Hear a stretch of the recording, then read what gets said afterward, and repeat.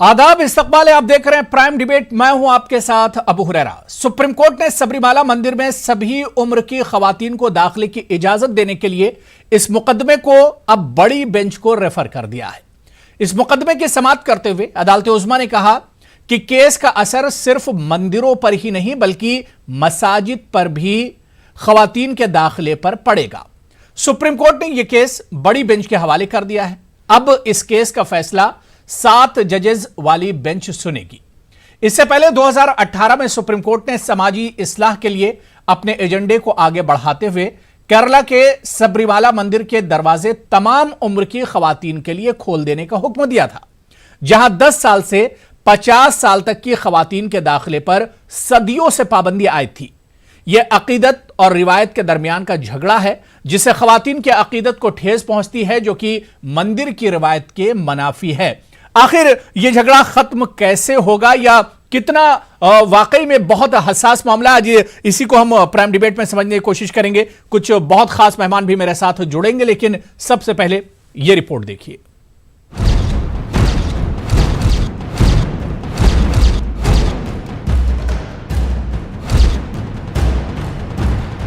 Supreme court ने इंतहाई अहम फैसला सुनाते हुए सबरीमाला मंदिर में सभी उम्र की खवातीन के दाखिल होने से मुतालिक नजरसानी अर्जी को 7 रुकनी बेंच के हवाले कर दिया है। सुप्रीम कोर्ट ने फिलहाल इस मंदिर में खवातीन के दाखिले पर रोक लगाने से इनकार कर दिया है। चीफ जस्टिस रंजन गोगोई की सदारत वाली बेंच ने कहा कि सबरीमाला मंदिर के फैसले पर दाखिल नजरसानी अर्जी पर अब 7 जजों की बेंच अपना फैसला सुनाएगी।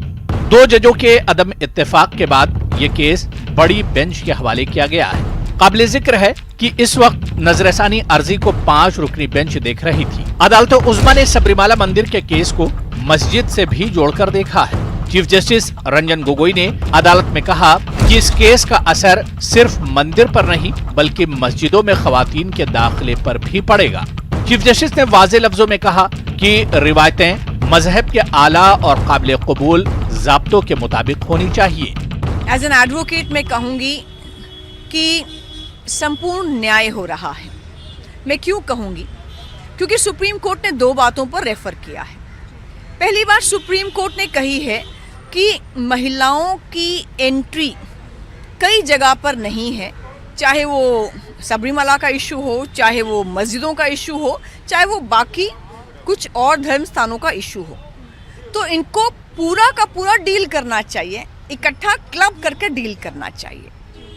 दूसरा, सुप्रीम कोर्ट ने कहा कि आर्टिकल 26 संविधान के अंतर्गत कुछ रिलीजियस ग्रुप्स को प्रॉपर्टी खरीदने का, उनको मेंटेन करने का हक है और अपने कार्य प्रणाली को भी मैनेज करने का अधिकार है। उनका यह अधिकार कितना है? क्या वो रिस्ट्रिक्शंस महिलाओं की एंट्री पर इम्पोज कर सकते हैं कि नहीं कर सकते हैं? और सुप्रीम कोर्ट उनके इस संवैधानिक अधिकार में कहां तक जा सकती है, ये देखने की बात होगी।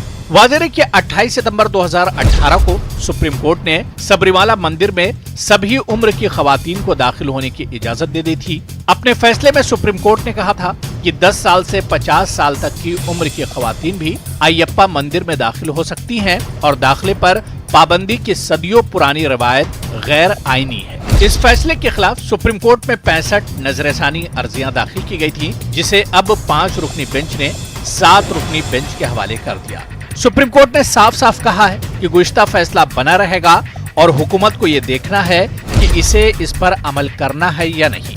ये अकीदत और रिवायत के दरमियान का तनाज़ा है, जिससे एक जानिब खवातीन की अकीदत को ठेस पहुंचती है तो दूसरी जानिब ये मंदिर की रिवायत के मनाफी है। Bureau report, news 18 Urdu. तो सबरीमाला मंदिर का जो तनाज़ा है और ख़ासतौर से ख़वातीन की एंट्री को लेकर जो तनाज़ा है, ये बहुत पुराना तनाज़ा है, बहुत देरीना मसला है। इस पर 2018 में सुप्रीम कोर्ट ने तारीखी फैसला सुनाया था। इस फैसले के खिलाफ तकरीबन 60 अर्जियां सुप्रीम कोर्ट में फिर नजरसानी के लिए दाखिल की गई थी, जिस पर आज सुप्रीम कोर्ट में सुनवाई हुई और सुप्रीम कोर्ट ने इस मामले की हसासियत को देखते हुए अब इस मामले को लार्जर बेंच को भेज दिया है। 7 रुकनी बेंच को एक तरह से रेफर कर दिया है। अब जाहिर सी बात है कि इस पूरे इशू को अगर पहली नजर में देखा जाए तो ये कहीं ना कहीं अकीदत और रिवायत के दरमियान एक बहुत हसास एक तरह से तनाजा नजर आता है। जहां पर खवातीन के हुकूक की बात होती है तो वहीं पर जो अय्यप्पा जो मानने वाले हैं इस सबरीमाला मंदिर के, उनकी रिवायत और उनकी अकीदत से भी ये एक मामला एक तरह से जुड़ा हुआ है। तो कहीं ना कहीं ये पूरा मामला बहुत सेंसिटिव हो जाता है और सवाल ये उठता है, जिस तरह से आज सुप्रीम कोर्ट ने कहा कि इस केस का असर अब सिर्फ मंदिरों तक महदूद नहीं रहेगा बल्कि ये केस बहुत सेंसिटिव है, इसका असर मस्जिदों और दरगाहों पर भी एक तरह से पड़ेगा, क्योंकि सिर्फ सबरीमाला तक ही यह मामला नहीं है, बहुत सी ऐसी मसाजिद भी है जहां पर बल्कि आमतौर से मस्जिदों में खवातीन के जाने पर एक तरह से पाबंदी है, खवातीन नहीं जा सकती हैं। तो आखिर यह मामला हल कैसे होगा, क्योंकि अब हम जदीद दौर में एक तरह से जी रहे हैं, मॉडर्न एज में हम जी रहे हैं, और ऐसे में अगर खवातीन के एक तरफ आजादी की बात भी होती है और खवातीन को रोका भी जाता है, आखिर इसे कैसे देखा जाए, या ये जो एक दूरी है, ये जो एक गैप है, आखिर इसे किस तरह से भरा जा सकता है, आज इसी को हम प्राइम डिबेट में समझने की कोशिश करेंगे। कुछ खास मेहमान मेरे साथ जुड़े हुए हैं, बहुत जल्दी अपने मेहमानों का मैं आपसे तारुफ करा देता हूं। मेरे साथ प्रिया शर्मा जी हैं, लॉयर हैं, सुप्रीम कोर्ट की एडवोकेट हैं, वो मेरे साथ दिल्ली से जुड़ी हुई हैं। सलमान निजामी साहब कांग्रेस से लीडर हैं, वो भी हमारे साथ जुड़े हुए हैं। अशोक सिन्हा जी आरएसएस थिंकर हैं, आप लखनऊ से मेरे साथ जुड़े हुए हैं। नाइश हसन साहिबा सोशल वर्कर हैं और खवातीन और महिलाओं के जस्टिस के लिए बहुत काम नाइश हसन साहिबा पास्ट में कर चुके हैं और इस वक्त भी कर रही हैं। इनके अलावा हैदराबाद से डॉक्टर मनीषा बंगर जी जो कि सोशियो पॉलिटिकल एनालिस्ट हैं, वो भी मेरे साथ इस डिबेट में जुड़ी हुई हैं। सभी मेहमानों का, तमाम पैनलिस्ट का बहुत इस्तकबाल है न्यूज 18 उर्दू में। मैं सबसे पहले प्रिया शर्मा जी आपसे ही शुरुआत करना चाहूंगा, क्योंकि कानूनी दांवपेच से पूरा मामला जुड़ा हुआ है। जो 5 रुकनी बेंच ने जो फैसला 2018 में सुनाया था, उसके खिलाफ कई जो अर्जियां थी वो सुप्रीम कोर्ट में थी, और आज सुप्रीम कोर्ट ने प्रिया जी इस पूरे मामले को लार्जर बेंच को रेफर कर दिया है। क्या कुछ आगे हो सकता है, या क्या वाकई में सुप्रीम कोर्ट इस पूरे मामले को बहुत ज्यादा सेंसिटिव समझ रहा है, इसी वजह से इसने लार्जर बेंच को एक तरह से रेफर कर दिया है? बिल्कुल, इसमें सबसे पहले मैं बताना चाहूंगी, जो रिट पिटीशन जो पहले फाइल हुई थी सबरीमाला को लेकर, वो 2018 में उसमें फाइल हुई थी, और उसमें जो उसका जजमेंट आया था वो सितंबर 2018 में आया था। उसके जजमेंट में ये बोला गया था कि सभी उम्र की महिलाओं को उस मंदिर में, सबरीमाला मंदिर में एंट्री की इजाजत दी जाती है। सभी उम्र की महिलाएं उसमें एंट्री कर सकती हैं, उनकी कोई पाबंदी नहीं है, क्योंकि उसमें काफी कॉन्स्टिट्यूशनल राइट्स का उसका जिक्र किया गया था। उसके बाद 5 जजेस की कॉन्स्टिट्यूशन बेंच ने उसमें जजमेंट दी थी, लेकिन वो जजमेंट में भी 4:1 की रेशो में आई थी। 4 जजेस का फैसला ये था कि एंट्री होनी चाहिए, बट एक जो महिला जज थी, जस्टिस इंदु मल्होत्रा, उनका ये कहना था कि आर्टिकल 25, आर्टिकल 26 जो एक सभी को कॉन्स्टिट्यूशनल राइट है, वो अपने धर्म के अकॉर्डिंग, अपने जो जैसे आप मानते हैं जिस भगवान को, उसके अकॉर्डिंग आपको चलने के लिए बोलता है उसमें, लेकिन आपको ये चीज होनी चाहिए, आप किसी का हार्म नहीं करेंगे, किसी को नुकसान नहीं पहुंचना चाहिए, और इसमें इस चीज में कोई डिस्क्रिमिनेशन का नहीं होना चाहिए जब धर्म के ऊपर आती है कोई बात। तभी भी जो जजमेंट आई थी 4:1 के रेशो में थी, बट उसमें मेजोरिटी की जो जजमेंट थी वो 4 जजेस की मानी जाएगी। इस वजह से जो वही जजमेंट इंप्लीमेंट हुई जिसमें सबकी एंट्री को अलाउ किया गया, बट उसके बाद वो जजमेंट को लेकर काफी सारी रिट पिटिशंस भी सुप्रीम कोर्ट में फाइल हुई और रिव्यू पिटिशंस भी फाइल हुई, 60 से अबव फाइल हुई। उसकी जजमेंट जो आज सुप्रीम कोर्ट ने दी है, सुप्रीम कोर्ट ने बड़ा डिस्क्रिप्टिव उसका ऑर्डर दिया, और सुप्रीम कोर्ट ने उसमें क्लियर किया कि ये मामला जो अब है पेंडिंग सुप्रीम कोर्ट के सामने, ये सिर्फ एक मंदिर को लेकर नहीं है कि आप अगर बोले कि सिर्फ आपको मंदिर में एंट्री दी गई, क्योंकि उसके बाद उस मामले को आप देखेंगे, साथ में मुस्लिम जो वुमेन्स हैं, महिलाएं हैं, उन्होंने भी अपनी याचिका फाइल की है, उसमें भी उन्होंने बोला है कि मस्जिद में जाने का अधिकार हमें भी होना चाहिए, हम भी जा सकते हैं इक्वालिटी के उसमें, तो वो भी पेंडिंग है केस। इस वजह से सुप्रीम कोर्ट ने बोला जो भी हम फैसला देंगे उसका इफेक्ट सारी जजमेंट्स में जाएगा। इस वजह से सुप्रीम कोर्ट ने जो सारे मामले हैं जितने भी मैटर्स थे सबको 7 जजेस को रेफर किया। इसमें भी जो आज जजमेंट आई 5 जजेस की थी, उसमें 3:2 के रेशो में जजमेंट आई। जो 3 जजेस थे उन्होंने बोला कि इसको 7 जजेस को रेफर करना चाहिए। जो 2 जजेस थे उन्होंने बोला कि जैसा मामला है जैसा है वैसा ही रहना चाहिए। बट लार्जर जो मेजोरिटी का आया फैसला उसमें 3 जजेस का माना जाएगा। और ये जजमेंट जो रिव्यू पिटिशंस हैं अब ये सारी एक साथ 7 जजेस के साथ में सुनी जाएंगी। बिल्कुल जाहिर सी बात है कि कहीं ना कहीं कोर्ट और जजेस इस पूरे इशू को बहुत सेंसिटिव मानते हैं और जाहिर सी बात आज सुप्रीम कोर्ट ने कहा भी कि सिर्फ मंदिर तक अब ये पूरा मामला महदूद नहीं रह जाता है, फिर इसमें मामला मस्जिद तक भी जाएगा। इसमें फिर पारसियों की जो इबादतगाह होती है, जो फायर टेम्पल होता है, वहां तक भी ये पूरा मामला जाएगा। मैं अशोक सिन्हा जी आपके पास आना चाहूंगा। अशोक जी, एक तरफ तो आज ये जो पूरा मामला हुआ है कि इसे अब लार्जर बेंच को भेज दिया गया, लेकिन दूसरी तरफ आरएसएस ने कहा कि सबरीमाला में महिलाओं के जो दाखिले का मामला है, जो पाबंदी है, वो एक तरह से भेदभाव नहीं है। देखिए, इसमें 2 पहलू हैं। एक पहलू तो यह है कि ये जेंडर इशू है क्या, ये तो स्पष्ट रूप से मानना है कि ये जेंडर इशू नहीं है।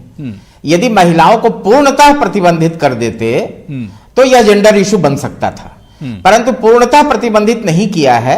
एक खास आयु वर्ग के महिलाओं के लिए यह प्रतिबंध है, शेष महिलाएं जा सकती हैं उसमें। तो यह जेंडर डिस्क्रिमिनेशन का केस नहीं है, यह आस्था, परंपरा, रिवाज इसका विषय है।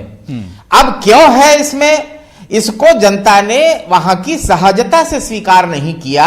जो सितंबर 2018 में निर्णय आया उसको बहुत सहजता से नहीं स्वीकार किया, क्योंकि कुछ प्रैक्टिकल डिफिकल्टीज आती हैं। नंबर 1 कि भगवान अयप्पा अखंड ब्रह्मचारी के वेश में वहां पर हैं। उनकी जो तपस्या है वो पेरियार फॉरेस्ट में, रिजर्व फॉरेस्ट जो टाइगर फॉरेस्ट है उसमें यह मंदिर बना हुआ है और वह अब ब्रह्मचारी के रूप में वहां पर मौजूद है। नंबर 1। नंबर 2, वहां 40 दिन की तपस्या के पश्चात दर्शन मिलते हैं 18 सीढ़ियां चढ़ करके। तो 40 दिन की जो तपस्या है, इस तपस्या में एक खास आयु वर्ग की महिलाएं प्राकृतिक अवस्था में वह 40 दिन के उस तपस्या को पूरा नहीं कर सकती, एक दिक्कत आती है।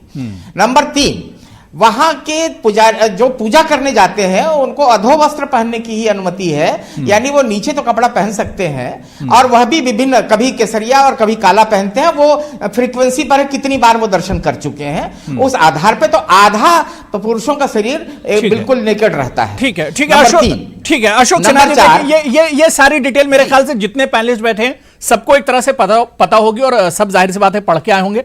कहीं ना कहीं आपने जो कहा कि जेंडर जस्टिस की बात कही, अशोक जी 10 और 50 साल की जो महिलाएं हैं उनके साथ तो कहीं ना कहीं नाइंसाफी हो रही है।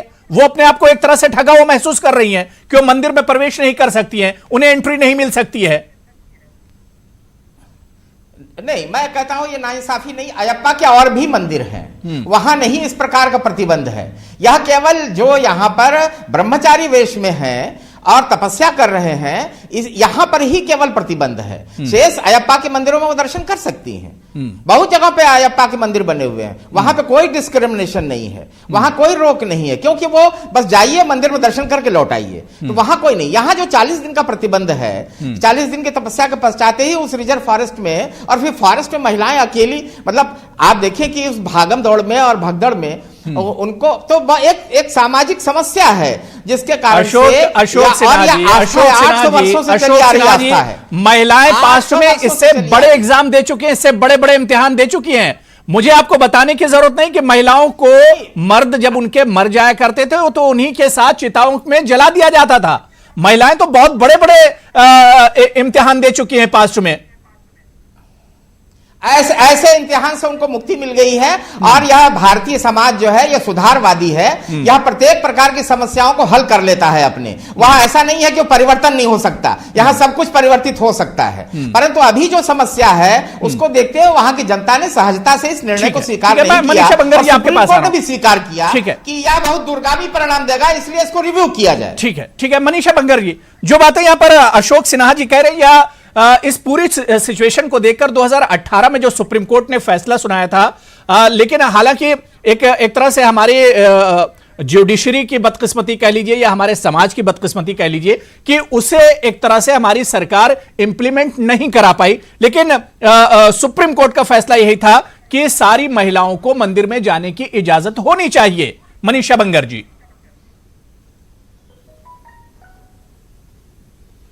देखिए, ऐसा है कि सुप्रीम कोर्ट ने फैसला दिया था कि होनी चाहिए, तो 17 नवंबर को ये दरवाजे मंदिर के खुलने वाले थे और अभी वो एंट्री होने वाली थी। जो रिव्यू पिटिशंस गए हैं, ऑलमोस्ट मेरे ख्याल से 56 रिव्यू पिटिशंस माने गए हैं कि वो दोबारा उसकी सुनवाई होगी। अब ऐसा है कि ये सारे के सारे रिव्यू पिटिशंस क्यों करना चाहते हैं, जबकि एससी सुप्रीम कोर्ट ने ऑलरेडी कह दिया है कि एंट्री होगी। इसका मतलब ये सारे के सारे लोग रिव्यू कराना चाहते हैं, क्योंकि वो चाहते हैं कि महिला ने टेंपल के अंदर, सबरीमला के अंदर वह एंट्री नहीं करना चाहिए करके। वो सारे के सारे इस मत के हैं। इससे दो धोखे हैं। पहला धोखा तो यह है कि खुद लोकतंत्र को होता है धोखा इससे, और दूसरा है कि एक बार एक प्रेसिडेंट सेट होने के बाद में उस चीज को बदलना, उसको फिर से फेरबदल करना और भी मुश्किल हो जाता है। आप यहाँ पर हम लोग जो ये चला रहे हैं, ये लोकतंत्र चला रहे हैं, या आस्था तंत्र नहीं चला रहे हैं। संविधान और लीगलिटी के अंतर्गत ही 2018 में जो सुप्रीम कोर्ट का 5 जजेस का फैसला, बेंच का फैसला था, वो कॉन्स्टिट्यूशनलिटी और लीगलिटी को मान्यता देते हुए ही था।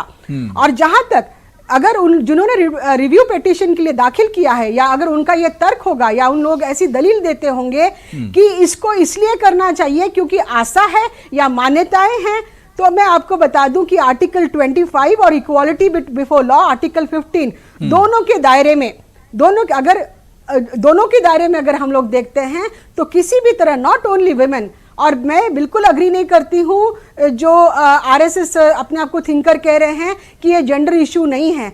ये मानवता के खिलाफ ही नहीं है, ये जेंडर इशू तो बिल्कुल भी है। The women is most productive in the age of 10 to 50 years। उसी में आपने उसको ये कर दिया है, उसका डिसीजन, उसका निर्णय कहां पर है, उसका फ्रीडम ऑफ चॉइस कहां पर है।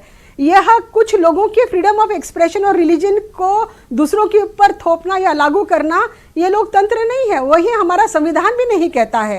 आर्टिकल 25 के अंदर सब क्लॉज 2 में वो बिल्कुल क्लियरली मेंशन है कि nothing stops the state from creating social reform और एनी सच लॉ और regulate any such activity which will go against the freedom of expression or conscious of any of the section। ये इस तरह से कहता है। इतना ही नहीं तो सभी जितने भी पब्लिक प्लेसेस है, चाहे वो वाटर टैंक्स हो, पब्लिक पार्क्स हो, पब्लिक लाइब्रेरी हो, मंदिर हो, जितने भी जहाँ पर पूजा की जाती, वो सारे सभी के लिए खुले होने चाहिए। क्योंकि कॉन्स्टिट्यूएंट असेंबली में जब वहां पर डिबेट्स हुए थे, उस वक्त जो नेशनल लीडर्स थे, जो इस देश को निर्माण करना चाहते थे, वह जानते थे इस बात को कि यहाँ के लोग और यहाँ की आस्थाएं और यहाँ के रीति रिवाज और परंपराएं ऐसे हैं कि जो अनटचेबल्स लोगों को, महिलाओं को, अदर जिनको कहा गया है शेड्यूल ट्राइब्स को, किसी न किसी वजह से प्रिवेंट किया जा रहा है। तो इसी वजह से कॉन्स्टिट्यूशन मेकर्स ने, नेशनल लीडर्स ने इस चीज की उसको बिल्कुल हमारे आईन ने और संविधान ने तो बराबर का एक तरह से हक दिया है, चाहे वो महिला हो, चाहे वो मर्द हो या खवातीन हो। नाइश हसन साहब, मैं आपके पास आ रहा हूं। सलमान निजामी साहब, मैं आपके पास आऊंगा, थोड़ा सा और वेट कर लीजिए, क्योंकि महिलाओं से जुड़ा हुआ, खवातीन से जुड़ा हुआ इशू है, तो मैं चाह रहा हूं पहले रिएक्शन खवातीन से ले लिया जाए। मैं आ रहा हूं आपके पास सलमान निजामी साहब। नाइश हसन साहिबा, क्योंकि पूरे मामले को आप देख लीजिए, चाहे हम मंदिर की बात करें, सबरीमाला मंदिर की बात करें, या मुसलमानों में आप कुछ दरगाहों की बात कर लीजिए या मस्जिदों की बात कर लीजिए, यहां पर मामला कहीं ना कहीं खवातीन को लेकर एक तरह से परेशानी होती है। और इस पूरे इशू को अगर आप देख लीजिए, क्योंकि हमारा आइन कहता है, जेंडर इक्वलिटी की बात करता है, जेंडर जस्टिस की बात करता है, सोशल जस्टिस की बात होती है, लेकिन इन तमाम जगहों पर हम देखते हैं कि ये सारी चीजें फेल हो जाती हैं। नाइश जी। जी हाँ, आपने बहुत सही सवाल उठाया है। देखिए, सिन्हा साहब ने बात को थोड़ा सा गोलमोल तरीके से कहा, सफाई से नहीं उन्होंने कहा, पर मैं सफाई से थोड़ा कहना चाहूँगी। मैं ये कहना चाहती हूँ कि औरत की माहवारी से ये समाज डरा और घबराया हुआ है। यूं मालूम होता है कि उसको ये माहवारी अचानक आने लगी और पूरे समाज में एक खलबली मच गई। सवाल ये जेंडर इक्वालिटी का क्यों नहीं है। मैं ये कहना चाहती हूँ, ये शनि शिग्नापुर का मामला हो, सबरीमाला का मामला हो, हाजी अली दरगाह का मामला हो, इन सवालों पे सीना जनी करने वाले लोग, ये उनके पत्थर के खुदा, उनकी दरगाहें, उनकी मस्जिदें, उनकी मज़ारें हमारे खून के कतरों से नापाक कैसे हो सकती हैं। वो जो खुदा है, दरगाहें हाजी अली की, उन सब के क्रिएशन में इसी औरत का खून है। इसी को आप नापाक कह रहे हैं, इसी को आप गंदा कह रहे हैं, और आप ये कह रहे हैं कि ये जेंडर जस्टिस का सवाल नहीं है। मुझे लगता है कि दुनिया के सामने हम अपनी हंसी उड़वा रहे हैं कि जब दुनिया चांद तारों पे जाने की बात करती है, भारत भी वो बात करता है, तो दूसरी तरफ हम कहते नहीं भाई हम तुम्हारी माहवारी पे ताला लगा के रखेंगे। आपको एक मशीन चाहिए कि पता चले कि औरत को माहवारी आ रही है कि नहीं। क्या भारत का संविधान दस्तखत करने से पहले हिंदुस्तान के मुसलमानों और हिंदुओं ने, ईसाइयों ने, पारसियों ने ये कहा था भाई हम औरत को इक्वालिटी नहीं देंगे? क्या जब हमने ह्यूमन राइट कमीशन बनाया 93 में, जब हमने वुमेन्स राइट कमीशन बनाया, हमने इंटरनेशनल संधि सीडो पे हस्ताक्षर किए 93 में, हमने उसको रेटिफाई किया, हमने दुनिया से वायदा किया कि हम अपनी औरत को हर मामले में बराबरी देंगे। तो ये कौन से ग्राउंड बनते हैं जिस पे हम ये कहें कि नहीं औरत को वह हक नहीं मिलेगा? और ये हमारे देश की मूल भावना, परंपरा, रीति रिवाज जो हैं, अगर ये औरत की लाशों पे खड़े होंगे तो वो सारे रीति रिवाज, सारी परंपराएं, सारी प्रैक्टिसेस उनको सुपुर्द आतिश कर देना चाहिए जो औरत को इंसान मांगने से इनकार करती हो। और उससे बढ़ के कोई तर्क, कोई बहस हो ही नहीं सकती। ये सारी बहस यही खत्म हो जाती है जब हम आर्टिकल 15 का सब सेक्शन 1 देखते हैं कि जो सब बराबरी की वकालत करता है। तो क्या ये दस्तावेज जो बने हैं वो दस्तावेज है महज, या हमारी जिंदगियों पे उनका असर हो रहा है तो हम उनका इस्तेमाल करेंगे? ये कैसी बहस है कि जहां औरत को इंसाफ की सवाल, वो अपनी मर्जी से किसी मंदिर में जाए, किसी दरगाह में जाए, मस्जिद में जाए या ना जाए, लेकिन कोई आदमी उसे रोक नहीं सकता। हमारी सुरक्षा के बारे में आप मत सोचिए, जो बात अशोक सिन्हा जी कह रहे हैं कि एक बहुत सख्त इम्तिहान होता है 40 दिनों का, उसे एक औरत, एक महिला उस इम्तिहान पर खरी नहीं उतर सकती है। जैसे भी जाएं, अशोक सिन्हा जी ये तर्क दे रहे हैं। कोई वो इम्तिहान किसने बनाया? वो इम्तिहान किसने बनाया? वो ये औरत को हाशिए पे लाने का दस्तावेज जो है, इबारत, वो मर्दों ने ही लिखी है। अब वो ये चाह रहे हैं भाई तुम 40 दिन नंगे रहो, हम कपड़ा पहने, हम जैसे जाएं, हमारी मर्जी है। आप हमें हमारे संविधान से ऊपर कोई मजहब, कोई परंपरा, कोई रिवायत लादने की कोशिश मैं सिन्हा जी, मैं 30 सेकंड में आपका रिएक्शन ले लेता हूं, फिर मैं सलमान खुद सोचने दीजिए। नहीं, बहुत खूबसूरत बात आपने नाइश हसन साहब की परंपरा जी अशोक जी पर यह परंपरा 800 वर्ष पुरानी है। संविधान अभी 70 वर्ष पूर्व पुराना है। कोई भी परंपरा सुन ले, अब आपने कह दिया, अब आप हमारी बात भी तो सुनिए, जवाब भी तो लीजिए। आपने सर अगर आपको कहना आप बोल लीजिए, फिर आप बोल लीजिए, हमें नहीं कुछ कहना सर। आपने अगर आप तो सुनिए पहली बात सर, आपने संविधान एक्सेप्ट किया, आपने संविधान एक्सेप्ट किया सर। मैं आपसे ये गलत बात नहीं कह रहा हूँ कि यह परंपरा जो अयप्पा मंदिर का है वो 800 वर्ष पुराना है। संविधान 70 वर्ष पुराना है। अयप्पा साहब किसी और जगह से चमत्कार से नहीं आए होंगे, किसी औरत के पेट से, उसके खून से पैदा हुए। जितना ही औरत के लिए जितना सम्मान हिंदू समाज में है, मैं समझता हूँ दुनिया में कहीं नहीं है। आप ये देख लीजिए कि 1960 तक ये इसी ईसाई समाज ने औरतों को वोट देने का अधिकार नहीं दिया था, और तब वुमेन्स लिबरेशन ऑर्गेनाइजेशन बना था। आप सोच लीजिए कि इसी मुस्लिम लॉ पर्सनल लॉ बोर्ड ने दाखिल किया है। मैं सिन्हा जी के बात से बिल्कुल अग्री नहीं करती हूँ। औरतों को खेती माना गया है। अब एक एक्टिविस्ट को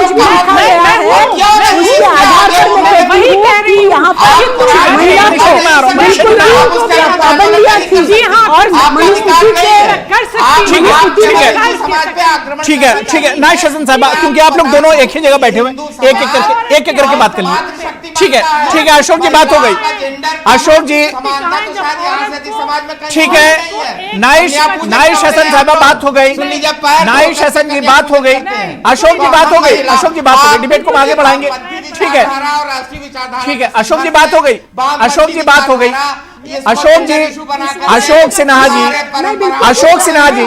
सिन्हा जी मैंने 30 सेकंड दिए थे, बात हो गई आपकी। सिन्हा जी की बात को बिल्कुल भी अग्री नहीं करती हूँ कि यहाँ पर मातृशक्ति माना जाता है। मनुस्मृति में ही नहीं तो सारे के सारे जितने भी कस्टम्स और रिचुअल्स हमारे हैं हिंदुओं की, जिनको बोले जाते हैं, वो पूरी तरह महिला विरोधी कस्टम्स एंड रिचुअल्स है। यहाँ पर त्योहारों में भी महिलाओं के विरोधी में काम होते हैं। संस्कृति महिला विरोधी रही है, मनुस्मृति से लेकर तो सारे वेदास में लेकर महिला विरोधी रहा है। और इस चीज को हिंदुओं के पक्ष में अगर बोलना है तो सिन्हा जी को बताना चाहूंगी कि मनुस्मृति बात हो गई, ठीक है बात हो गई, मनीषा जी बात हो गई। मैं सलमान निजामी साहब मैं आपके पास आ रहा हूं। सलमान निजामी साहब, देखिए जहां पर महिलाओं की बात होती है, दो चीजें, एक 3 तलाक का इशू आप उठा लीजिए। सरकार ने बिल्कुल उसके एजेंडे में भी नहीं था, बीजेपी और सरकार के एजेंडे में, लेकिन कहीं ना कहीं उस पर एक लंबी लड़ाई सरकार ने लड़ी और एक तरह से 3 तलाक पे वो कानून लेकर आ गए। लेकिन दूसरी तरफ यहां भी महिलाओं के हक की बात है सबरीमाला में, लेकिन सरकार उसे मानने के लिए तैयार नहीं है। डबल स्टैंडर्ड यहां पर नजर आ रहा है। सलमान निजामी साहब, हमारी बहनें 3 यहां हमें डोमिनेट कर रही हैं, लेकिन सबसे बड़ी बात यह हैरानगी की यह है कि आप देखिए जिस तरीके से अयोध्या का मामला आया, देश के हर एक मुसलमान ने उस वर्डिक्ट को एक्सेप्ट किया। हालांकि ट्रिपल तलाक का फैसला हम उसके खिलाफ थे और ये जो फैसला है उसके भी हम सहमत नहीं थे, लेकिन हमें देश हित की बात, जहां सुप्रीम कोर्ट की बात आती है, वहां हम सब एक हैं और खड़े हुए, क्योंकि हम यकीन रखते हैं इस देश की एकता और अखंडता पे। हम नहीं चाहते कि उन ताकतों को मौका मिला कि हमारी देश में जो हिंदू और मुसलमान के नाम पे जो सियासत खेली जा रही है, इतने लोगों की जानें चली गई, वो आगे और बढ़े, हम मूव फॉरवर्ड हो गए। लेकिन जहां अब ये बात है, ये बहुत एक प्री प्लान तरीके से किया जा रहा है कि सबरीमाला, मैंने किसी की बात में नहीं बोला, कुछ बोलूं मेरी बात खत्म हो जाए, इतनी मिर्ची क्यों लग जाती है आपको? मैंने बात ही नहीं की अभी। बात यह है कि अगर सुप्रीम कोर्ट का फैसला आया, हम भी चाहते ये मामला खत्म हो। मैं तो चाहता हूं कि इस्लाम में एक खवातीन को मस्जिद में जाने से रोका ही नहीं जा सकता। जब हमारे मक्का में मुसलमान औरत एक मर्द के साथ काबा में खड़ी होती है तो मस्जिद में क्यों नहीं हो सकती? कश्मीर में किसी भी मस्जिद में आप हजरत दरगाह में जाइए, वहां महिलाओं को इजाजत है। लेकिन ये कल्चरल हमारा जो है, ये जो भी पुराने लोगों ने एक रणनीति बनाई थी, उसको चेंज करने की जरूरत है। और हम चाहते हैं कि अगर उनके साथ हम पूरे देश के मुसलमानों ने सुप्रीम कोर्ट के वर्डिक्ट को एक्सेप्ट किया। अब सबरीमाला का मामला आया, आपको याद होगा मैंने आपके डिबेट में बोला था कि ये लोग जो हैं सबरीमाला पे डबल पॉलिसी इख्तियार करेंगे। और अगर ट्रिपल तलाक की बात आती है, अगर बाबरी मस्जिद की बात आती है, वहां बोलेंगे कि आप एक्सेप्ट करियो। आज आप क्यों नहीं एक्सेप्ट कर रहे? जो हिंदू बहनें हमारी हैं, चाहे उसे मुसलमान बहनें भी हैं, अगर उनको इजाजत नहीं दी जा रही है, वो लड़े, हम उनके साथ हैं। लेकिन इस पे जानबूझ के बीजेपी चाहती है कि केरला में अब इस पे राजनीति हो, बीजेपी जो है वहां सबरीमाला के नाम पे वोट बटोरे और ये आगे बढ़ता रहे, जैसे राम मंदिर बढ़ता रहा। अब इनको एक और मुद्दा मिला है, वहां हिंदू मुसलमान, और ये चलता रहेगा। ठीक है, मनीषा बंगर जी कुछ कह रही थी आप? हाँ, मैं ये कह रही थी कि ये जो आस्था को लेकर आरएसएस बीजेपी एक तरह से ध्रुवीकरण करती है, वह जानती है कि आस्था के इर्द गिर्द ही लोगों को बरगलाया जा सकता है और धार्मिक ध्रुवीकरण करके वहां पर कुछ चंद जो लोग हैं उनका वर्चस्व वहां पर प्रस्थापित किया जा सकता है। जो हमको बताया जा रहा था कि महिला विरोधी यहाँ की संस्कृति नहीं है, ऐसा नहीं है। यहाँ पर शास्त्रों से लेकर तो एक्चुअल प्रैक्टिकलिटी में अगर आप ह्यूमन इंडेक्सेस देखते हैं, अगर जो पोजीशन पे आज इंडिया रैंक कर रही है, फीमेल न्यूट्रिशन में, उनके स्वास्थ्य के एरिया में, शिक्षा में, उनके प्रताड़न में, उनके ऊपर जितनी एट्रोसिटीज हो रही है उसके ऊपर हर इसमें भारत को के सबसे नीचे जा रहा है। जितनी भी अफ्रीकी कंट्रीज है उसके भी नीचे जा रहा है। तो हकीकत कुछ और है, हकीकत जो दिखाती है वो है। तो ये संस्कृति ऐसी है जस्ट बिकॉज कि वो कोई चीज 900 साल से 800 साल से अगर वो है तो उसको आगे लेके जाना चाहिए, बिल्कुल भी इसको मानना नहीं चाहिए और वो तर्क और वो दलील को यहीं पे खारिज हो जाना चाहिए। मुझे तो बहुत आश्चर्य होता है कि वो 65 लोगों के, क्योंकि जस्टिस चंद्रचूड़ ने और जस्टिस नरीमन ने इस बात को माना कि ये सारी की सारी रिव्यू पिटीशंस वहीं पे डिस्मिस होनी चाहिए, खारिज होनी चाहिए। लेकिन अगर माना कि अगर वो प्रोविजन है यहाँ के हर नागरिक को कि वो रिव्यू पिटीशन फाइल कर सकता है, तो हम जाहिर सी बात है कि आवाम को अर्जी गुजार को एक तरह से हक हासिल होता है और कि वो एक तरह से नजरसानी की जा सकती है, हक हासिल होता है हमारे एंड में। और एक पाबंदी है सुप्रीम कोर्ट के तारीखी फैसले के बाद भी खवातीन मंदिर के अंदर दाखिल नहीं हो पाई, खवातीन पूजा अर्चना नहीं कर पाई। ये कहीं ना कहीं हमारे जुडिशियल सिस्टम पर एक तरह से सवाल जरूर खड़ा करता है, या हमारी सरकारों पर खासतौर से इससे एक तरह से सवाल खड़े होते हैं। मैं इसी पर लगातार चर्चा कर रहा हूं, बहुत खास मेहमान मेरे साथ जुड़े हुए हैं और ब्रेक के बाद मेरे साथ एच.एस. रावत साहब हिंदू धर्मगुरु है और अक्सर मेरे साथ डिबेट में जो इश्यूज रिलीजियस इश्यूज होते हैं उस पर मेरे साथ जुड़ते हैं। एच.एस. रावत साहब, आपका भी बहुत इस्तकबाल है न्यूज़ 18 उर्दू में। रावत साहब, क्योंकि थोड़ा देर से आप मेरे साथ जुड़े हैं, मैं आपका रिएक्शन ले लूं और उसके बाद ही हम डिबेट शुरू करते हैं कि सबरीमाला का जो इशू है इसे किस तरह से आप देखते हैं। एक तरफ तो हम जेंडर जस्टिस की बात करते हैं और दूसरी तरफ हम अपनी महिलाओं को मंदिर में दाखिल नहीं होने देते हैं, सबरीमाला के मंदिर में। कैसे इसे देखा जाए रावत साहब? अबू हुरैरा साहब, देखिए सुप्रीम कोर्ट एक संवैधानिक संस्था है और देश की सर्वोच्च संस्था है, उसका हम सम्मान करते हैं। अब राम मंदिर के ऊपर भी हमने कहा था जो फैसला आएगा हम सम्मान करेंगे। अब जो सबरीमाला के ऊपर जो फैसला है हम उसका भी सम्मान करते हैं, लेकिन कई बार जो छोटे क्षेत्र होते हैं वहां पर रिजिडनेस आती है, जिद्दीपन आता है। लेकिन मैं इस पक्ष में हूं, सुप्रीम कोर्ट का आदर करते हुए महिलाओं को प्रवेश की आवश्यकता है और उनको करना चाहिए। और मैं समझाना चाहता हूं ट्रस्ट के मेंबरों को, अगर आप ऐसा करते हैं तो मंदिर का रेवेन्यू डबल हो जाएगा, क्योंकि महिलाएं बहुत ज्यादा अपना भाव रखती हैं। और दूसरी चीज यह है कि समय परिवर्तन जरूरी है। बहुत सारे परिवर्तन हिंदू धर्म में होते रहे, सनातन में जैसे जैसे समय की जरूरत होती है। पहले हमारे यहां पर महिलाओं को व्यास गद्दी पे बैठना वर्जित था, बिल्कुल नहीं बैठ सकती थी, वो कथा नहीं कर सकती थी, रामायण का पाठ नहीं कर सकती थी। लेकिन आज आप देखेंगे कि बहुत सारी महिलाएं जो धर्म गुरु बनी हुई हैं वो सभी बहुत अच्छी भागवत करती हैं, 7 दिन की रामायण का पाठ भी करती हैं। वो जब हमने खोल दिया व्यास गद्दी पे महिला बैठ सकती है, पूजा अर्चना कर सकती है, तो सबरीमाला में भी जा सकती है। लेकिन अबू हुरैरा साहब, उस समय अयप्पा भगवान ने जब ये नियम बनाया था वो उस समय पार्थिव शरीर में थे। पार्थिव शरीर में जब कोई तपस्या करता है ऋषि, तो वो बोल देता है कि भाई मेरे चारों तरफ महिलाएं नहीं आनी चाहिए, तपस्या में डिस्टर्बेंस हो सकती है। लेकिन उनके मृत्यु के बाद उसके बाद वो नियम लगातार चलता रहा। इस समय मुझे लगता है उन क्षेत्र के सभी लोगों को, पंडितों को और बोर्ड के मेंबर को, ट्रस्टी लोगों को महिलाओं को जो प्रवेश पर उन्होंने वर्जित कर रखा है उसको खोल देना चाहिए और सुप्रीम कोर्ट का बिल्कुल बहुत अच्छी बात रावत साहब आपने कही, क्योंकि अब जमाना बदल रहा है, हम चंद्रयान तक पहुंच चुके हैं एक तरह से रावत साहब, और अब जाहिर सी बात है मॉडर्न एज है। और ऐसे में अगर परंपराओं की हम रिवायतों की बात करेंगे तो महिलाओं को तो चिता के साथ जला दिया जाता था उनके हस्बैंड और शौहर के साथ। बहुत सी, ये 3 तलाक की आप मिसाल ले लीजिए, 3 तलाक पर जिस तरह से सरकार ने कदम उठाया, ये बड़े अच्छे कदम है और इन रिवायतों को, इन परंपराओं को एक तरह से खत्म किया गया। तो ऐसे में अगर कहीं महिलाओं के साथ इंसाफ नहीं हो रहा है तो उसे हटाया जाना चाहिए रावत साहब। बिल्कुल बिल्कुल। देखिए अबू हुरैरा साहब, मैं आपको राजस्थान की बात बताना चाहता हूं। जिस समय आतताई आक्रमण होते थे उस समय हमारी जो जवान बेटियों के साथ में दुराचार होता था, तो वहां पर राजस्थान के अंदर खासकर जैसे ही बेटी पैदा होती तो उसको कहीं ना कहीं खत्म कर दिया जाता था। लेकिन वो बेटी बचाओ आंदोलन शुरू हुआ और वो परंपरा खत्म हुई और बाल विवाह की परंपरा खत्म हुई। और पहले हिंदू धर्म के अंदर आपने देखा होगा सती प्रथा थी, उसको खत्म किया गया। तो मुझे लगता है परिवर्तन बहुत जरूरी है। और आज महिलाएं बहुत पढ़ी लिखी हैं, वो सब जानती हैं। अशोक सिन्हा जी आरएसएस थिंकर मेरे साथ जुड़े हुए हैं, एच.एस. रावत साहब।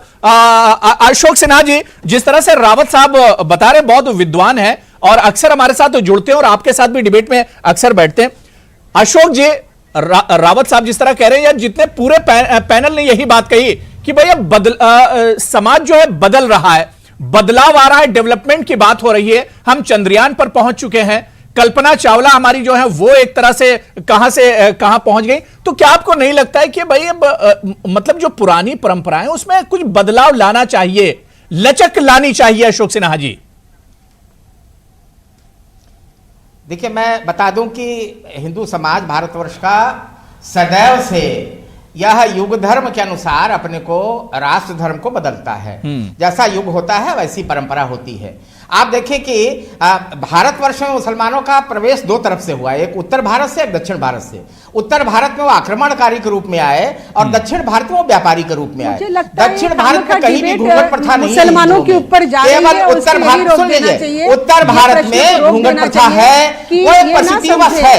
नंबर 2, मैं उदाहरण देता हूं, सुन लीजिए मैडम, मुद्दा सुन लीजिए। आप अगर बोलने नहीं देंगी तो फिर बात नहीं बनेगी। दूसरी बात मैं बताऊं कि जब वेद रचना हमारे यहाँ हुई तो 17 महिलाओं की ऋचाएं उस वेद में सम्मिलित है। 17 महिलाओं की, जिसमें यमी, वैष्णवी सब सम्मिलित हैं, उनकी वेद की ऋचाएं लिखी हुई हैं। तो हम बार बार कह रहे हैं कि अप्पा मंदिर को जेंडर इशू से मत जोड़िए। क्या उन महिलाओं को आप महिला नहीं मानती जो कि वहां मंदिर में जा रही है? जो महिलाएं इस समय 10 वर्ष से नीचे 50 वर्ष से ऊपर, वो महिला नहीं है? फिर जेंडर क्यों आंख में धूल झोंक रही है? नहीं, बिल्कुल क्या वो महिला नहीं है? अगर महिला है, उन्हें मानती है, तो ये जेंडर इशू नहीं है। ठीक है, नाइश जी इसका जवाब दे रहे हैं, सुन लीजिए अशोक जी। मगर ये अशोक सिन्हा जी सुन लीजिए, नाइश हसन साहिबा इसका जवाब दे रही हैं। ठीक है, जेंडर इशू को आगे रख करके वो हमारी परंपराओं में दखल लेना चाहता है। ठीक है अशोक जी, अब सुन लीजिए जी। नाइश हसन साहिबा, मुझे कुछ कहना है। जी जी, अबू हुरैरा साहब, मुझे कुछ कहना है। जी जी, मुझे कुछ कहना है। हेलो, मैं ये कहना चाहती हूँ, जो सर बात कर रहे हैं, सिन्हा सर, तो ये वो समझ नहीं रहे, ये सवाल तो पूरा जेंडर का, और इसमें हिंदू मुसलमान कहीं छू के नहीं बात ही नहीं, बिल्कुल, अगर बिल्कुल। किसी दरगाह में जब हाजी अली की दरगाह में उन मौलवियों ने विरोध किया था, तो हमने उसकी कितने सख्त खिलाफ आवाज उठाई थी, और हमने कहा था आपकी हिम्मत कैसे हुई ये कहने की सैंक्टम सैंक्टोरम में औरतें प्रवेश नहीं करेंगी, आप उसकी पवित्रता का सर्टिफिकेट आप देंगे। और देखिए, कोर्ट से उनको इतनी फटकार लगी थी, जब डांटे गए चुप होके बैठ गए। अब यहां पे अगर हिंदू बहनों का सवाल है, तो हम वैसे ही हैं जैसे हमने मुसलमान मर्दों की बेवकूफियों पे सवाल उठाया है। तो यहां सिन्हा साहब, हिंदू मुस्लिम का चक्कर नहीं है, ये जहन में बैठी हुई जो पितृसत्ता है, ये उसका चक्कर है। जो बहन, मैं कह रही हूं, मैं जाना चाहती हूं सबरीमाला मंदिर, मैं देखना चाहती हूं, तो मैं क्यों ना जाऊं?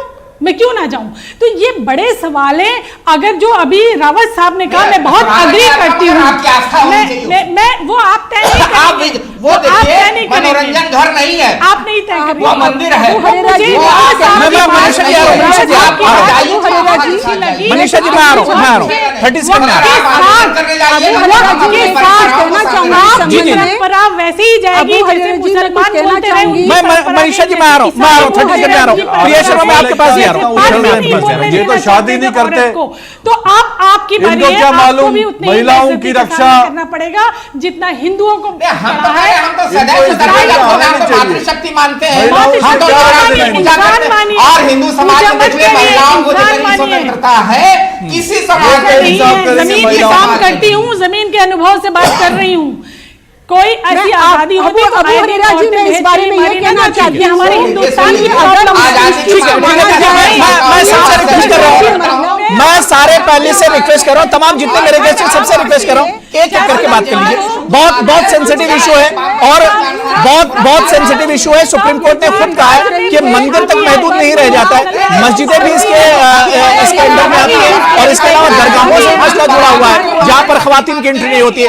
एक एक करके बात कर लीजिए, मैं आ रहा हूँ सबके पास, मैं बारी बारी सबके पास आ रहा हूँ, एक एक करके बात कर लीजिए, मैं एक एक करके बात कर लीजिए। ठीक है, मनीषा बंगर, ठीक है। नाइश जी, मैं आ रहा हूँ, नाइश हसन साहब, बात हो गई।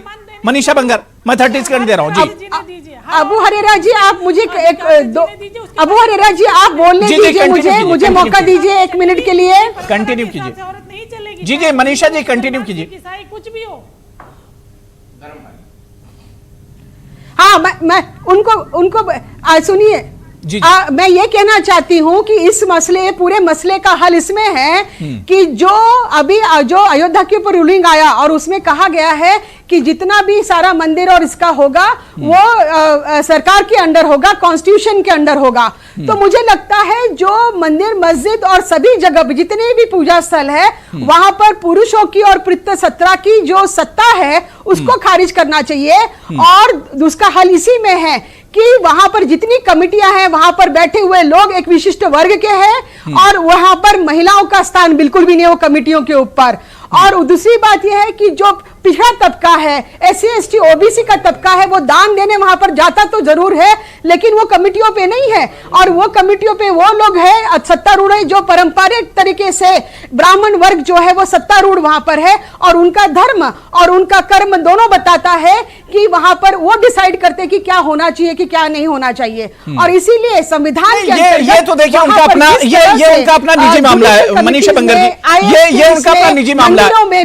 यहाँ पर जेंडर का मामला नहीं आता है, महिलाओं को यहाँ पर जेंडर का मामला नहीं आता, ये उनका अपना निजी मामला है। मैं प्रिया शर्मा, बैठनी चाहिए, ठीक है, नहीं डिबेट फिर दूसरी तरफ चली जाएगी मनीषा बंगर जी। मैं प्रिया शर्मा आपके पास आ रहा हूँ, ठीक है मनीषा जी, जब तक ये बात हो गई वहां पर नहीं आती है, ठीक है, लोग चलाते ही रहेंगे। ठीक है, मैं प्रिया शर्मा जी आपके पास आ रहा हूँ। प्रिया शर्मा जी, पूरे डिबेट से मुझे दो चीजें समझ में आ रही।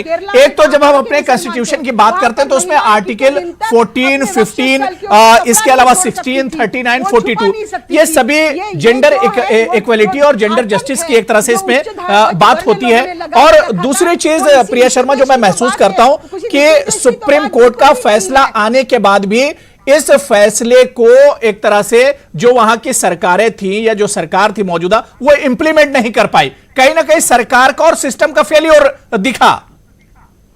देखिए, इसमें मैं जो पूरी डिबेट में मैंने अभी तक सुना उसमें मैं थोड़ा क्लैरिफाई करना चाहूंगी। जैसा अभी मनीषा जी ने उन्होंने बोला कि जो सुप्रीम कोर्ट का निर्णय आया, जो पहले निर्णय आया 2018 में, उसके बाद जो रिव्यू पिटिशंस फाइल की वो गलत है, वो फाइल नहीं करनी चाहिए थी। जो 60 लोगों ने की उनकी इंटेंशन थी, ऐसा बिल्कुल नहीं है। अगर कोई निर्णय आता है उसके बाद उनका राइट बनता है कि उसकी अपील में जाने का, वो रिव्यू फाइल कर सकते हैं। तो ये कोई उन्होंने गलत नहीं किया। और ये सिर्फ 60 लोगों की बात नहीं है, कहीं उसमें कितने सारे उसमें काफी सारे जो इंस्टीट्यूशन है जो उन्होंने मिलके एक साथ में किया, तो इसमें कोई गलत नहीं आया। दूसरी बात, जो ये सब चीज को मिक्सअप कर रहे हैं, जो ट्रिपल तलाक में जो आया फैसला आया सुप्रीम कोर्ट का, और जो वो चीज, वो सुप्रीम कोर्ट का फैसला तब आया क्योंकि उसमें किसी पर्सन के ऊपर इफेक्ट आ रहा था और वो गलत था। इस वजह से सुप्रीम कोर्ट ने इंटरफेयर किया और उसको गलत ठहराया। दूसरा, जैसे गलत ठहराया सती प्रथा जो पहले हिंदुओं में चली आ रही थी वो खत्म की गई। क्यों? क्योंकि उसमें किसी पर्सन के ऊपर इफेक्ट जा रहा था और वो गलत संदेश सबके बीच में जा रहा था, इस वजह से खत्म की। बट जो सबरीमाला वाला जो इशू है, ये मंदिर में एंट्रेंस का इशू है, उसमें किसी के ऊपर बैड इफेक्ट नहीं जा रहा, किसी पर्सन के ऊपर इफेक्ट नहीं जा रहा है। कोई पर्टिकुलर एज की जो महिलाएं हैं उन्हीं को रिस्ट्रिक्ट की है। और इसमें मुझे बहुत आश्चर्य होता है कि आप महिला होकर ऐसा कह रही है।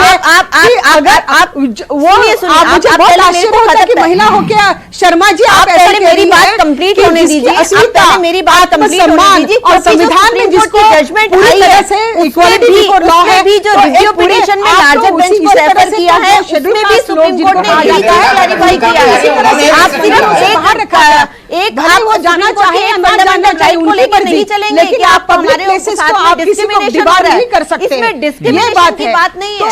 हर वो अनर्गल बात को जस्टिफाई। मनीषा जी देखिए वो कानूनी बात बता रही प्रिया शर्मा जी कानून के हिसाब से बता रही कि क्या क्या चीजें हो सकती हैं, क्या नहीं हो सकता है। सुप्रीम कोर्ट ने आखिर इस पूरे मामले में क्या कुछ देखा वो उसके बारे में बता रही। मैं सलमान निजामी साहब आपके पास आऊंगा। सलमान निजामी साहब, जो मैंने पहले सवाल किया था कि क्या ये पूरा मामला जाहिर सी बात है आस्था से जुड़ा था, लेकिन कहीं ना कहीं इस पूरे मामले पर सियासत की गई जिसकी वजह से मामला एक तरह से और पेचीदा हो गया। सलमान निजामी साहब, अगर सियासत नहीं होती तो इतना पेचीदा मामला नहीं था ये। साहब, सियासत हुई, आगे भी होगी, इसमें बहुत सियासत होगी। जब तक चुनाव है ये तो डेलिब्रेटली इसको डाइवर्ट किया गया, केरला पे सौंपा गया कि आप संभालो। अब तो सबसे बड़ी बात यह है कि यहां जम्मू कश्मीर जो है एक मुस्लिम राज्य है, मुस्लिम मेजॉरिटी राज्य है। वहां पे आप देखिए हजरत बल श्राइन में आप जुमा की नमाज में देखिए, वहां महिलाएं भी नमाज अलग पढ़ती है और जो मर्द हैं वो अलग नमाज पढ़ते हैं। तो ये जो है, ये जो एक एक पर्टिकुलर एरियाज में ऐसा ये पुराने ख्यालात के लोग थे, उन्होंने ये निजाम बनाया। लेकिन हम उसके पक्ष में कि सुप्रीम कोर्ट जो है, जैसे रावत जी ने कहा, हमने उसका वर्डिक्ट जो है, जो भी फैसला है उसको एक्सेप्ट करना है। और जो लोग इसके विरोध में हैं, यही लोग कहते थे कि अगर मुसलमान जो है अयोध्या पे विरोध करेंगे वो देशद्रोही हैं। क्या आज जो लोग इस वर्डिक्ट को या इस फैसले को अपोज कर रहे हैं, क्या वो देशद्रोही हैं? क्या वो पाकिस्तान जाएंगे? या भाजपा और आरएसएस वाले जो हमें बोलते थे, हमने तो एक्सेप्ट किया, हमने ट्रिपल तलाक को भी एक्सेप्ट किया, अयोध्या को भी एक्सेप्ट किया, तो आज क्यों बौखला गए? ये डबल स्टैंडर्ड्स क्यों हैं? ये क्यों बेवकूफ बना रहे हैं लोगों को? आज ही फैसला होना चाहिए था। अगर फैसला तो आज ही होना चाहिए था। अब इसको लंबा खींचने का मतलब ये है कि इसमें राजनीति करेंगे, ये राजनीति करना चाहते हैं। कोई रिस्ट्रिक्शन नहीं है सर। धर्म की बात है ना, सर की बात है, आपसे तो बात करने का मतलब ही नहीं था। आप तो आरएसएस से महिलाओं का सम्मान करते हैं, हम अपनी बहनों से बात कर रहे हैं। हमारे समाज में महिलाओं की बराबरी का हिस्सा है और किसी समाज में नहीं है। मैं साफ खुला कहता हूं। ठीक है, मैं रावत साहब आपके पास आ रहा हूं। देखिए, सारे लोग बोलेंगे तो बिल्कुल समझ में नहीं आएगा कि डिबेट पे चर्चा क्या हो रही है, कौन क्या कुछ तर्क रख रहा है, समझ में नहीं आएगा अगर सारे लोग बोलेंगे। मैं रावत साहब आपके पास आ रहा हूं। रावत साहब, जो सबरीमाला का जो पूरा मामला है, पहली नजर में आप देखिए तो एक तरह से परंपरा और आस्था के दरमियान ये लड़ाई थी। अब तीसरी चीज इसमें कानून जुड़ गई है और सवाल यही उठता है रावत साहब कि क्या जो आस्थाएं हैं वो हमारी कानून पर भारी पड़ रही हैं? देखिए अबू रहरा साहब, देखिए अभी कोर्ट में केस गया था, सनी सिंगापुर के ऊपर भी गया था, और वहां जब सुप्रीम कोर्ट ने फैसला आया, वहां भी गर्भगृह के ऊपर महिलाओं का जाना वर्जित था, लेकिन उसको मान लिया गया। उसके बाद हाजी अली के अंदर भी यही प्रॉब्लम थी, वहां पर भी उसको मान लिया गया। तो अभी ये जो फैसला आया, तो मेरे हिसाब से मैं समझता हूं कि आज की डेट में और पहले जमाने के समय में महिलाओं में बड़ा परिवर्तन है। सब समझदार हैं, सब अपने धर्म के बारे में जानती हैं, इसलिए मुझे लगता है उनको प्रवेश से वंचित नहीं रखना चाहिए, क्योंकि सबकी आस्था है। अब मान लो वो अयप्पा भगवान के दर्शन करना चाहती हैं, तो आप 50% मेजोरिटी को रोक नहीं सकते। अगर मैं जाना चाहता हूं कहीं पर, किसी मजार पर जाना चाहता हूं, वैष्णो देवी पर जाना चाहता हूं, जब महिलाएं भगवान हनुमान जी की पूजा कर सकती हैं और पुरुष सारे की सारी देवी के रूपों की पूजा कर सकते हैं, कामाक्षा देवी के ऊपर जाके योनि की पूजा कर सकते हैं, तो वहां पर महिलाएं क्यों नहीं जा सकती हैं? जा सकती हैं। इसलिए मैं चाहता हूं सुप्रीम कोर्ट के फैसले को मानना चाहिए और महिलाओं को इससे वंचित होने से रोकना चाहिए। और इसमें सबका अच्छा है, क्योंकि किसी महिला के दिल में क्या हो सकता है कि मैं भगवान के लिए मैं चाहती थी और वो ना जा पाए पूरे जीवन में, तो उसको बड़ी तकलीफ होती है। इसलिए सुप्रीम कोर्ट का जो फैसला वो अच्छा है। ठीक है, मैं अशोक सिन्हा जी आपके पास रहा हूं। मनीषा बंजर, थोड़ा सा वेट कर लीजिए, मैं आ रहा हूं। मैं अशोक सिन्हा जी से मैं एक रिएक्शन ले लूं। अशोक सिन्हा जी, देखिए जितनी महिलाएं आज डिबेट में पैनल में बैठी हैं, सब यही चाहती हैं कि महिलाओं को आजादी मिलनी चाहिए, महिलाएं जानी चाहिए, जमाना बदल रहा है। रावत साहब जो हिंदू धर्म गुरु हैं, उनका भी यही मानना है कि परंपराएं बहुत बदल चुकी हैं, जमाना बदल चुका है, अब जो ट्रेडिशन उनको बदलना चाहिए। सती प्रथा आप मिसाल ले लीजिए, या इसके अलावा 3 तलाक की अब मिसाल बिल्कुल ताजा मिसाल है, उसे ले लीजिए, तो थोड़ा सा बदलाव आना चाहिए। अशोक सिन्हा जी, व्यास गद्दी पर अबू हुरैरा साहब व्यास गद्दी पर महिलाएं कथा बांध रही हैं, जहां पे धर्म के हिसाब से जब दूसरे धर्म पैदा ही नहीं हुए थे, हमारे यहाँ औरतें शास्त्रार्थ करती थी पुरुषों से। और आप देख लीजिए, भारती जी थी, उन्होंने अपने पति और शंकराचार्य के समर्थन में जज का काम किया। उन्होंने औरतों को कहीं रोका नहीं जाता। जहां तक रावत साहब कह रहे हैं उस मंदिर में जाने की बात, तो कोर्ट ने उसे स्वीकार किया है, आज जो रिवीजन स्वीकार किया है कि इसको बहुत ब्रॉड पर्सपेक्टिव में सोचना पड़ेगा, दूसरों धर्मों पर इसका असर पड़ेगा। हमारे यहाँ परिवर्तन कोई भी हमको वो नहीं, हमने कहा जब वेद में औरतों की 17 औरतों की ऋचाएं उसमें दाखिल हैं, तो हम तो महिलाओं को पूर्ण सम्मान देते हैं। आप देखिए, हमारे यहाँ हनुमान जी के मंदिर में 4 दिन तक महिलाएं स्वतः नहीं जाती हैं, आप देख लीजिए। और बहुत सी जगहों पर हमारे गांव देहात में हनुमान जी की पूजा गर्भगृह के बाहर से कर लेती हैं, मना नहीं है जाना उनको। मगर स्वयं की आस्था है। कोर्ट ने कहा है कि औरतें जाएं, जाती क्यों नहीं? वहां का समाज सहजता से अपने उस परंपरा को, जो वहां की लोकल परंपरा है, नहीं स्वीकार कर रही है। इसलिए हमें ध्यान देना पड़ेगा। यदि किसी पर्टिकुलर स्थान पर स्वयं वो जीवित देवता थे, वो जीवित देवता थे जहां पर उनकी मूर्ति बनी है, उन्होंने ही रिस्ट्रिक्शन लगाया था। ठीक है, मनीषा बंगर कुछ कह रही है, मैं नाइश हसन साहब उसको बता रहा हूं जी। मनीषा बंगर जी, देना चाहिए जी, मनीषा बंगर जी हाँ अबू हुरैरा जी, मैं ये कहना चाहूंगी कि ये वो देश है वहां पर जहां पर एक तरफ तो कहते हैं कि उसकी पूजा की जाती महिला की, लेकिन ये वो देश है जहां पर महिला को वक्ष के ऊपर कपड़ा रखने से भी पाबंदी लगाई थी। क्योंकि सिर्फ इस बात से नहीं किया जा सकता है। आज टीवी की डिबेट पे ये कह रहे हैं कि मान लिया जाना चाहिए, लेकिन कल को जाके जब ये प्लेटफॉर्म में जाते हैं, स्टेज पे जाते हैं, तो कुछ और कहते हैं। तो कोई क्या कहेगा, कोई क्या कहेगा, इसके ऊपर देश की नीति या जो समाज की नीति नहीं निर्भर रहना चाहिए। इसीलिए संविधान में इसकी तरतूद की गई है, लीगलिटी है, सुप्रीम कोर्ट है, और हम लोग ने संस्थानें बनाई है। लोकतंत्र के अंदर संस्थानें और इंस्टीट्यूशंस बनाई हुई है। इंस्टीट्यूशंस के हिसाब से चीजें चलनी चाहिए और उसके ऊपर लॉ के हिसाब से चीजें चलनी चाहिए। मैं आपको बता दूं कि किसी ने विरोध किया, इसका मतलब ये नहीं, विरोध करने वाले तो हजारों और लाखों की तादाद में रहे इस देश में। जब हिंदू कोड बिल का आना हुआ तब महिलाओं को हक और अधिकार मिलने वाले थे, वो मॉडर्निटी में जाने वाली थी, लेकिन वहां के सत्ताधीश लोग और हजारों लाखों के लोग और महिलाएं भी, खुद उच्च वर्णीय महिलाएं भी इसके खिलाफ खड़ी हो गई थी। जो कदम इस देश में अच्छाई के लिए लिया गया है, महिलाओं के पक्ष में लिया गया है, हमेशा उसको विरोध करने वाले लाखों और करोड़ों लोग रहे हैं। ठीक है, यहाँ पर मनीषा जी बात हो गई, मनीषा जी बात हो गई जी। नाइश हसन साहिबा, इसे अब जमाना बदल रहा है, इसे एक्सेप्ट करना चाहिए, कबूल करना चाहिए।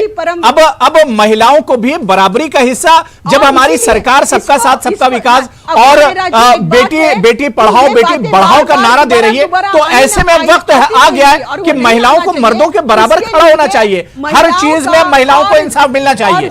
नाइश हसन साहिबा, प्रतिनिधित्व हर जगह पर होना चाहिए। जी हाँ, आप अबू हुरैरा साहब अब बिल्कुल सही कह रहे हैं। देखिए, जिस तरह से औरत की जहनियत भी तैयार की गई है, ये मुमकिन है कि वो जब उसके पीरियड्स आते हों, मैं पीरियड्स तक बात इसलिए केंद्रित रख रही हूँ कि सारा मुद्दा तो बखेड़ा पीरियड से ही शुरू हुआ है ना, तो आते हों और हो सकता है वो कहे कि नहीं, मुझे मुस्लिम इबादत गृहों में नहीं जाना है, मुझे नमाज नहीं पढ़ना है, मुझे मंदिर नहीं जाना है। ये उसकी जिस तरह कंडीशनिंग है, उसका डेवलपमेंट है, उसका असर हो सकता है। लेकिन वो जाए ना जाए, हो सकता है औरत को 5 दिन महीना आता, वो कहे कि मैं नहीं जाऊंगी, सुप्रीम कोर्ट इजाजत दे तब भी, लेकिन उसके जाने पर कोई व्यक्ति, कोई संस्था उसे हाथ पकड़ के बाहर नहीं कर सकती, चाहे दरगाह हो, मस्जिद हो, मंदिर हो, कोई भी हो। तो ये होगा आगे बढ़ना। और देखिए, मजहब जो होता है, धर्म हमेशा पीछे की तरफ ले जाता है, पर जो हमारा कॉन्स्टिट्यूशन है वो हमें आगे की तरफ ले जाता है। हमें हमेशा आगे बढ़ना होगा, हमें पीछे नहीं जाना है। मुझे लगता है मुस्लिम बहनों ने और हिंदू बहनों ने जो 800, 1000, 5000 आपकी बात हो गई। मैं रावत साहब आपके पास आ रहा हूँ। रावत साहब, जो बात नाइश हसन साहिबा कह रही कि अब वक्त एक तरह से आगे बढ़ने का है, और हमारा संविधान भी यही कहता है कि सबको एक तरह से जस्टिस मिलना चाहिए और देश को आगे बढ़ना चाहिए। इन सब चीजों से अब ऊपर आकर सोचने की जरूरत है। रावत साहब, बिल्कुल अबू हुरैरा साहब, नाइश हसन तो बहुत इंटेलिजेंट है, बहुत बुद्धिजीवी हैं, बहुत अच्छी बातें करती हैं, उन्होंने बिल्कुल ठीक बात कही है।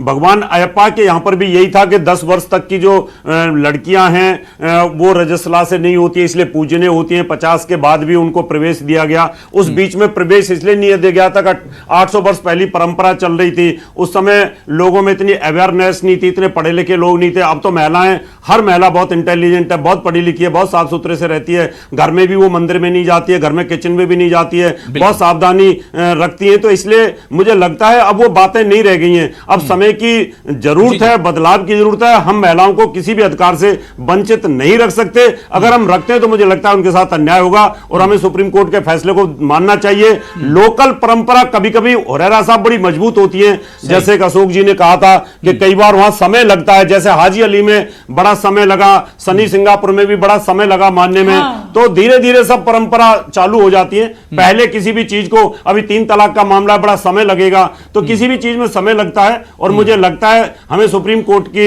जो वर्डिक्ट है, जो फैसला है सबरीमाला पर, हमें उसको मानना चाहिए। बिल्कुल। मैं प्रिया शर्मा जी लास्ट कमेंट आपसे लेना चाहूंगा। प्रिया शर्मा जी, जिस तरह से रावत साहब ने जो बात कही या अशोक सिन्हा जी ने जो बात कही कि लोकल जो परंपराएं होती है वाकई उसमें बहुत दिक्कत होती है, लेकिन कहीं ना कहीं कानून सबके ऊपर होता है, जो संविधान होता है वो सबके ऊपर होता है। और इस तरह के इश्यूज, प्रिया शर्मा जी, क्या वाकई में जुडिशरी के लिए, हमारे जो अदालतें होती हैं उनके लिए एक तरह से चैलेंज होते हैं? फैसला तो सुप्रीम कोर्ट ने सुना दिया, लेकिन जो उसे इंप्लीमेंट करना है, उसका जो निफाज होना है, वो सरकारों की जिम्मेदारी होती है, और अक्सर उसमें सरकार और एडमिनिस्ट्रेशन हमने देखा है कि फेल हो जाता है। प्रिया शर्मा जी। बिल्कुल, जैसे भी जो भी ये इशू होते हैं, ये सेंसिटिव इशू होते हैं क्योंकि ये बेसिक लोगों से जुड़े हुए होते हैं। इसलिए सुप्रीम कोर्ट जो भी फैसला देता है वो ऐसा ग्राउंड लेवल पे जाके देता है ताकि लोगों को समझना और इंप्लीमेंट करना भी आसान हो सभी के लिए। इसी वजह से सुप्रीम कोर्ट ने जजमेंट देने के बाद भी जब लोगों में इतना आक्रोश रहा उस चीज के लिए, तो रिव्यू पिटिशंस में भी, क्योंकि सुप्रीम कोर्ट ने ऐसा माना कि वो सिर्फ एक धर्म को लेकर नहीं माना जाएगा, उसका इफेक्ट बाकी धर्मों पर भी जाएगा। इसलिए सुप्रीम कोर्ट ने उसको वास्ट उसका देखते हुए उसको लार्जर बेंच को इसी वजह से रेफर किया कि कम से कम मतलब लोगों के मन में ये ना रहे कि हमारे व्यूज को सुना नहीं गया, या हमारे जो हम कहना चाहते थे वो हम कोर्ट के सामने ढंग से बोल नहीं पाए, या कोर्ट ने हमारा सम्मान नहीं किया, हमारे धर्म का सम्मान नहीं किया, हमें इक्वल तरीके से सुना नहीं। इस वजह से सुप्रीम कोर्ट ने वो मैटर लार्जर बेंच को, 7 जजेस बेंच को इसी वजह से रेफर किया है। और अभी सुप्रीम कोर्ट में मैटर पेंडिंग है, और सुप्रीम कोर्ट की जो पहली जजमेंट है सितंबर की, उसमें कोई भी स्टे नहीं है। और जाहिर सी बात है ये हमारी और आपकी और पूरे समाज की एक जिम्मेदारी बनती है कि कानून की जो बालादस्ती है वो एक तरह से बरकरार रहनी चाहिए। बहुत बहुत शुक्रिया प्रिया शर्मा जी, सलमान निजामी साहब, एचएस रावत साहब, अशोक सिन्हा जी, नाइश हसन साहिबा और डॉक्टर मनीषा बंगर, सभी का बहुत बहुत शुक्रिया अपना कीमती वक्त देने के लिए और प्राइम डिबेट में जुड़ने के लिए। आदाब।